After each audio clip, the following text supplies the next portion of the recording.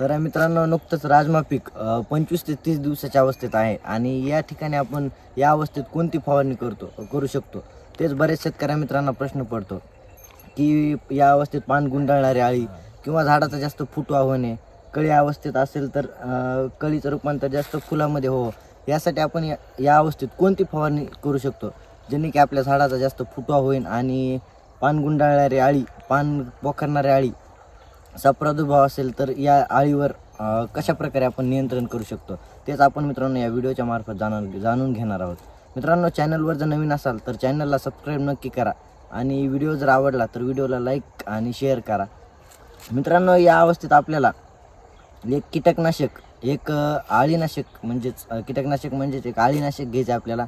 त्याचबरोबर एक विद्राव्य खताचा वापर करायचा आहे आणि या फवारणीमध्ये विद्राव्य खताबरोबरच आपल्याला एक टॉनिकसुद्धा घ्यायचं आहे. त्याचबरोबर एक बुरशीनाशकसुद्धा घ्यायचं आहे. तेच आपण बघणार आहोत या व्हिडिओच्या मार्फत. मित्रांनो, विद्राव्य खताचा जर विचार केला तर आपण या अवस्थेत 1261 घ्यायचं. आपल्याला विद्राव्य खताचा वापर करायचा आहे 1261, जेणे की आपल्या झाडाचा जास्तीत जास्त फुटवा होईल. त्याचबरोबर मित्रांनो, 1261 घेताना 20 लिटरसाठी प्रति तुम्ही 100 ग्रॅम 1261 घ्यायचं आहे. त्याचबरोबर आपल्याला एक या फवारणीमध्ये फुटवा होण्यासाठी एक टॉनिकसुद्धा घ्यायचं आहे मित्रांनो, ज्यामध्ये तुम्ही ॲमिनो ॲसिड बेस्ड या कंटेंटचं तुम्ही इसाबियन या नावाचं टॉनिक घेऊ शकता. इसाबियन घेताना मित्रांनो तुम्ही 20 लिटरसाठी 40 ml घ्यायचं आहे.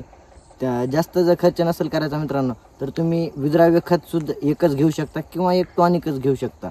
जर खर्च जर करायचा असेल तुम्हाला थोडा तर दोन्ही घेऊ शकता.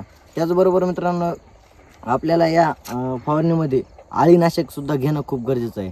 यामध्ये अळीनाशकमध्ये मित्रांनो तुम्ही इमामॅक्टिन बेंझोएट 5% SG या कंटेंटचं कोणतंही नामांकित कंपनीचं तुम्ही अळीनाशक घेऊ शकता आणि फवारणी करू शकता. याचं प्रमाण घेताना मित्रांनो 20 लिटरसाठी तुम्ही 12 ते 15 ग्रॅम इमामॅक्टिन घ्यायचं आहे.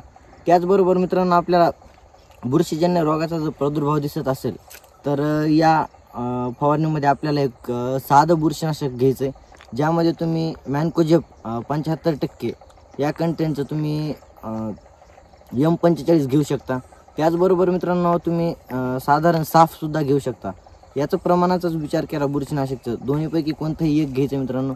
बुरशीनाशकचा प्रमाणाचाच विचार केला तर 20 लिटरसाठी तुम्ही 40 ग्रॅम कोणतंही एक बुरशीनाशक घेऊ शकता. त्याचबरोबर कोणतंही एक अळीनाशक घ्यायचं आहे आणि एक टॉनिक आणि एक विद्राव्य खत असा या आपल्याला फवारणीमध्ये कॉम्बो करून फवारणी करायची आहे.